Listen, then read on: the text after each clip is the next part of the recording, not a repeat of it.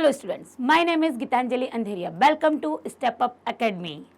मेहनत आज, सफलता कल। इसी वाक्य के साथ पढ़ते हैं संस्कृत में। संस्कृत की जो श्रृंखला चल रही है उसमें हम आज पढ़ने वाले हैं प्रत्यय, तद्धित प्रत्यय और स्त्री प्रत्यय। और कृत प्रत्यय हम अपने पिछले वीडियो में पढ़ चुके हैं। तो तद्धित और स्त्री प्रत्यय पढ़ने से पहले कृत प्रत्यय छात्रों अवश्य पढ़ना, और इसके लिए आप हमारे पिछले वीडियो को आप देख सकते हैं। उसमें आप कृत प्रत्यय पढ़ सकते हैं, जो कि एक निश्चित कक्षा के लिए भी होता है, क्योंकि तद्धित और स्त्री प्रत्यय तो हम 9th और 10th में ले जाते हैं, लेकिन कृत प्रत्यय के बहुत सारा भाग या बहुत सारे उसमें से प्रत्यय आते हैं, वो कक्षा 8वीं में भी बहुत अधिक उपयोगी होते हैं। तो आप हमारे पिछले वीडियो को कृत प्रत्यय से आप पढ़ सकते हैं, वहाँ समझ सकते हैं। और आज उसी के आगे बढ़ने वाले हैं हम। उसी श्रृंखला में स्त्री और तद्धित प्रत्यय पढ़ेंगे। तो स्त्री और तद्धित प्रत्यय को चलिए हम देखते हैं कि यहाँ पर ये प्रत्यय के प्रकार है, जिसमें कृत आप पढ़ चुके हैं। ये सारे प्रत्यय को हमने पढ़ा है, उदाहरण के साथ पढ़ा है, नियमों के साथ पढ़ा हुआ है। आज जो पढ़ने वाले हैं वो तद्धित और स्त्री प्रत्यय। अब तद्धित में कितने प्रत्यय हैं, किसके अंतर्गत कितने प्रत्यय हैं? तो मतुप, इन, इक, जिसको ठक भी कहते हैं, तरप, तमप, त्वा और तल, ये प्रत्यय पढ़ेंगे हम तद्धित में। और स्त्री प्रत्यय में हम पढ़ेंगे टाप, डीस, डीन और डीप। ये 4 पढ़ेंगे स्त्री प्रत्यय, जिनकी आवश्यकता हमें पड़ती है, कई बार पड़ती है, कई बार थोड़े से कम उपयोग में आते हैं। लेकिन यदि प्रत्यय पढ़ रहे हैं तो मुख्य तौर पर इन प्रत्ययों की जानकारी हमको होनी चाहिए। तो यहाँ पर अब देखते हैं तद्धित प्रत्यय। तद्धित प्रत्यय वो होते हैं जो संज्ञा, सर्वनाम और विशेषण में लगाए जाते हैं। याद रखिएगा, ये प्रत्यय धातुओं में कभी नहीं लगते। कृत प्रत्यय, कृदंत जो होते हैं वो लगते हैं धातुओं के पीछे, लेकिन तद्धित प्रत्यय हमेशा संज्ञा, सर्वनाम और विशेषणों के अंत में ही लगाए जाते हैं। तो इसके अंतर्गत जो आने वाले हैं वो मतुप प्रत्यय है, इक प्रत्यय है, इन प्रत्यय है, तरप, तमप, त्वल, त्वा और तल।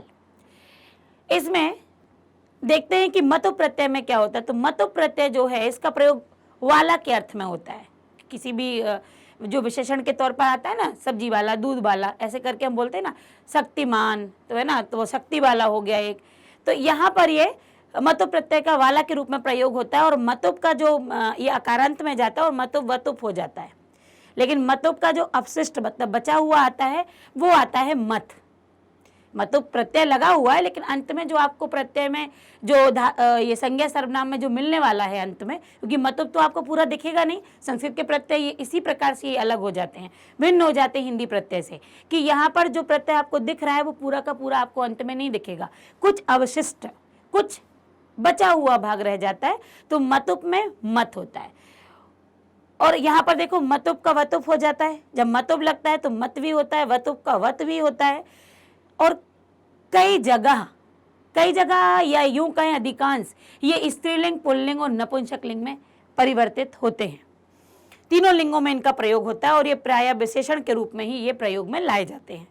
तो ये देखिए, जैसे धन में लगा हुआ है, धन में जब मतुप लग गया तो वैसे यदि हम नियम को देखें तो ये क्या बन जाता है, पीछे मत जुड़ता है, वत जुड़ता है। तो मतुप का तो हो जाता है वतुप। अब जब वतुप में परिवर्तित होगा तो जुड़ेगा क्या, वत। तो धन में मतुप जोड़ा गया तो बन गया धनवत। धनवत बन गया। पुल्लिंग में धनवान, स्त्रीलिंग धनवती और नपुंसक लिंग धनवत। याद रखना है ये बात। ये जो आप यहाँ पर धनवत बना है ये नपुंसक लिंग का बना है। हम अक्सर ना धनवान शब्द पढ़ते हैं, और धनवान शब्द कई बार हमारे दिमाग में आता है कि हम धनवान पढ़ते हैं और हम सोचते हैं कि मतुप में वान ही लगता है। तो मतुप में वान तो लगता है, लेकिन वो कब, जब वो पुल्लिंग में होता है। तो धनवान, स्त्रीलिंग है धनवती, और नपुंसक लिंग है तो धनवत। आगे ऐसे ही और हम उदाहरण देखते हैं कि कैसे वती, वान और वत का प्रयोग होगा। गुण, गुणवान होता है, हम तो गुणवान ही सुनते चले आ रहे हैं, पर जो होता है मुख्य तौर पर मतुप का जब प्रत्यय बनता है तो वो बनता है गुणवत। फिर वो यहाँ पर गुणवत ही होगा, गुणवान हो जाएगा, फिर गुणवती और गुणवत। आगे है अपवाद के तौर पर यहाँ पर आते हैं, क्योंकि अभी आपसे कहा गया कि ये संज्ञा, सर्वनाम, विशेषण में चलते हैं। तो अपवाद, कुछ अपवाद आ जाते हैं। हम लक्ष्मीवत कह देते हैं, जबकि हमने धनवान बोल चुके हैं, लेकिन यदि लक्ष्मी आ गया, वो संज्ञा के तौर पर आ गया, तो हमें बनाना पड़ेगा, जिनको अपवाद के नाम पर यहाँ पर दिया गया है कि लक्ष्मी में जब मतुप जोड़ दिया जाता है तो वो लक्ष्मीवत हो जाता है। वहीं पुल्लिंग यदि है, पुरुष है लक्ष्मीवान, तो लक्ष्मीवान, पुरुष लक्ष्मीवान, पैसा है उसके पास, लक्ष्मीवान है। स्त्रीलिंग में जाएगा, वो लक्ष्मीवती है, बहुत पैसा है, अच्छा कमाती है, लक्ष्मीवती है।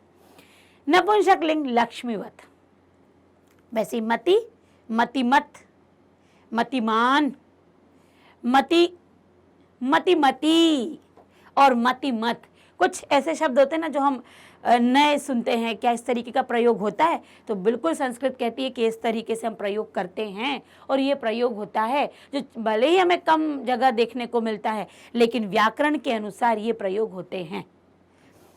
तो आत्मन, आत्मन में जब मतुब लगता है तो हो जाता है आत्मवत। फिर पुल्लिंग में आत्मवान, आत्मवती और आत्मवत। तो इस तरीके से अब आप इतने उदाहरण में पहचान गए होंगे कि मतुप लगेगा तो वत ही आएगा, लेकिन जब वो पुल्लिंग में जाएगा तो वान, फिर वती, और फिर वत में आ जाएगा नपुंसक लिंग। तो ये हमें ना बस पीछे पीछे के वो प्रत्यय ही याद रखने कि बनेगा क्या, आगे का शब्द तो ज्यों का त्यों चलता है, उसमें तो परिवर्तन होगा ही नहीं, क्योंकि हम ये उपसर्ग नहीं पढ़ रहे, प्रत्यय पढ़ रहे, तो मूल शब्द तो वही रहेगा।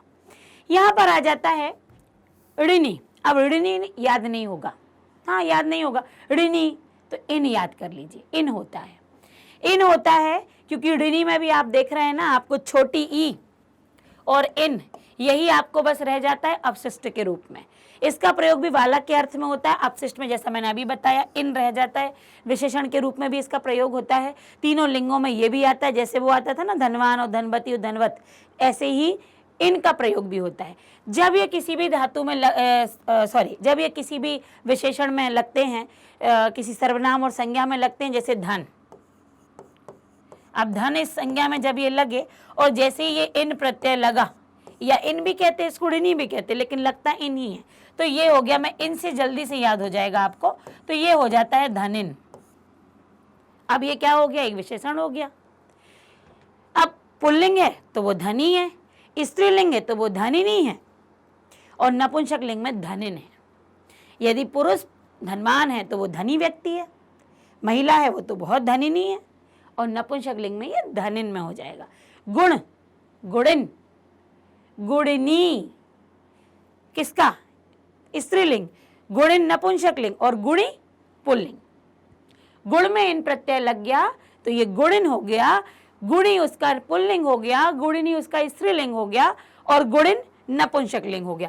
बहुत आसान होता है इन प्रत्यय लगाना।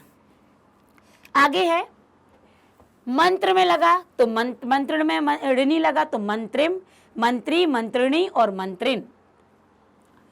अब आगे देखते हैं ठक, एक प्रत्यय, ये बहुत आसान है, पीछे हमें एक ही सुनाई देता है इसमें, ये भाववाचक में आता है।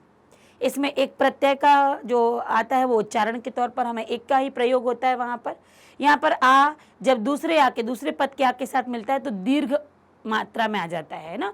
यहाँ पर हम संधि की चर्चा कर लें तो आ और आ मिलकर दीर्घ बना देते हैं ना, बड़ा। तो यहाँ पर भी क्या होता है कि जो प्रथम स्तर का आ होता है, मतलब पहले उसका जो आ होता है, प्रथम स्तर मतलब यहाँ पर संधि नहीं है, तो जो जैसे शरीर लिखा हुआ है तो शरीर में जो प्रथम स्तर वाला मतलब जो शा के साथ जो छोटा आ जुड़ा हुआ है, जब ये दूसरे उसके पद के आ के साथ यदि मैच करता है, लगाते हैं, तो ये क्या बन जाता है, बड़े आ की मात्रा यहाँ पर लग जाती है। या यूँ कहें कि जब ये एक प्रत्यय के साथ मिलता है तो क्या हो जाता है, अपने आप यहाँ पर बड़े आ की मात्रा में परिवर्तित हो जाता है। तो शरीर में एक प्रत्यय लगा तो शारीरिक हो गया। जैसे हम इतिहास में लगाते ना तो ऐतिहासिक हो जाता है, साहित्य में लगाते हैं तो साहित्यिक हो जाता है, अपने आप उसमें परिवर्तन तो आता है। ठीक ऐसे ही ये है, शरीर में लगाया एक प्रत्यय तो शारीरिक हो गया, शारीरिक पुल्लिंग, शारीरिकी स्त्रीलिंग और शारीरिकम नपुंसकलिंग। विसर्ग बड़ी की मात्रा और माँ, जो कि हम पढ़ते ही चले आ रहे हैं, और आपको लिंग निर्धारण में मैंने बताया भी था कि हम लिंग निर्धारण करते हैं तो इस तरीके के परिवर्तन हमें समझ में आते हैं। अध्यात्म में जब एक लगाया तो आध्यात्मिक, कभी आध्यात्मिक नहीं होता, गलत हो जाता है, आध्यात्मिक। फिर वही आध्यात्मिक, आध्यात्मिकी और आध्यात्मिकम। मौलिक में लगाया तो ये मूल में लगाया एक प्रत्यय तो मौलिक हो गया, मौलिका, मौलिकी, मौलिकम। ठीक, कहा की और कम से होता है, दिन में लगाया तो ये दैनिक में परिवर्तित हो गया, दैनिक कहा, दैनिकी, दैनिकम। अब आ जाता है त्वा और तल, ये दोनों एक साथ इसलिए हैं क्योंकि दोनों भाववाचक हैं। त्वा हमेशा नपुंसक लिंग के लिए भी आता है और यहाँ पर तल जो मूल शब्द में लग जाता है तो ये स्त्रीलिंग में भी स्त्रीलिंग में परिवर्तित हो जाता है। अब यहाँ पर मनुष्य में बहुत सरल है और ये हमें हिंदी की याद दिला देगा। मनुष्य में त्वा लगाया, मनुष्यत्वम, है ना, मनुष्यत्वम, मनुष्यत्वम हो गया। लघु में त्वा लगाया, लघुत्वम हो गया। नर में त्वा लगाया, नरोत्वम हो गया। सिर्फ यहाँ पर एक अक्षर जुड़ता है, घटता नहीं है कुछ भी। क्या जुड़ता है? त्वा है तो त्वा के साथ त्वम हो जाएगा। ये त्वम हुआ, लघु में त्वम, लघुत्वम, नर में त्वम, नरत्वम, मूर्ख में त्वा, मूर्खत्वम, देव में त्वा, देवत्वम। तो यहाँ पर जब त्वम हो तो त्वा प्रत्यय। आगे देखिए, तल है। अब यहाँ पर तल में एक परिवर्तन होता है कि यहाँ पर बिल्कुल हटके आता है। जहाँ तल होता है ना, जब ये प्रत्यय लगता है तो बड़े ता में परिवर्तित होता है। मनुष्य तल, मनुष्यता। देव तल, देवता। जन तल, जनता। थोड़ा याद रखना पड़ेगा, त्वा तो त्वम, तल तो ता। अब यहाँ पर आके आते हैं हम तरप और तमप। ये आपने जैसे आप जेंडर पढ़ते हैं ना कि जैसे आपने कह दिया गुड, बेटर, बेस्ट, तो ये बस उसी के हिसाब से हैं ये तरप और तमप। जब हम मध्य स्तर की बात करते हैं तो तर आता है, जब हम उच्च स्तर की बात करते हैं तो तमप आता है। जैसे मैंने कहा श्रेष्ठ में तरप लगा दिया तो वो क्या हो गया? श्रेष्ठ तरह। हमने महत्व में तर लगा दिया तो क्या हो गया? महत्तरा।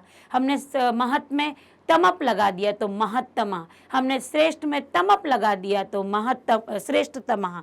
देखिए कैसे आप इसको याद करेंगे। यदि आपने तमप लगाया तो तम आएगा, महत्तम। यदि आपने तरप लगाया तो ये पा का लोप हो जाता है और प्रयोग में आते हैं तम और तर। मैंने बिल्कुल आपको ये इसका कुछ भी नहीं बताया क्योंकि इसके बताने की जरूरत नहीं है। यदि आपको ट्रिक से याद हो रहा है तम और तर, आप पा को छोड़ दो।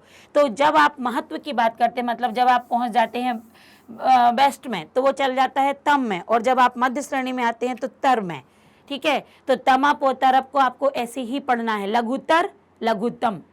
छोटा, छोटा, बहुत छोटा था, उससे थोड़ा और छोटा और सबसे छोटा। तो इस तरीके से अब आ जाता है स्त्री प्रत्यय। बहुत सरल है, टाप, डीप, डीस, डीर, जिसमें डीप, डीस और डीन में तो बड़ी की मात्रा ही लगती है। पुल्लिंग शब्दों में जब हम स्त्री प्रत्यय लगाते हैं तो वो किस में परिवर्तित हो जाते हैं? स्त्री में परिवर्तित हो जाते हैं। टाप प्रत्यय है। टाप में क्या होता है कि बड़ा लगता है। टाप तो होगा, टा हट जाएगा, पा हट जाएगा, जो बड़े आ की मात्रा है वो रह जाएगी। जैसे मैंने अज में टाप लगाया तो ये इसका लोप हो गया, पा का लोप हो गया, क्या बच गया? अजा। अजा मतलब बकरी। आर्य लगाया आपने, टा हट गया, पा हट गया, क्या हो गया? आर्या, स्त्रीलिंग है। बालक में लगाया आपने टाप प्रत्यय, बालिका।